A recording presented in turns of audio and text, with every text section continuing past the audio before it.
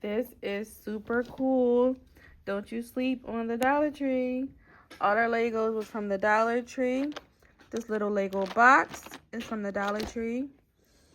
And let's see what's inside. Legos. The Dollar Tree sells Legos, guys. They do. And they're $1.25. You get a whole bag. You get like 30 or 40 of these little pieces. You might as well say this is $1.25. 1, 2, 3, 4. So that's $5. And then you get the case for $1.25. And you got yourself a whole little set from the Dollar Tree. Stay tuned and subscribe for more videos. Mr. Juju did this.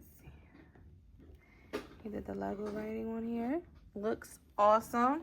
You did a good job, buddy. Thank you, Mom.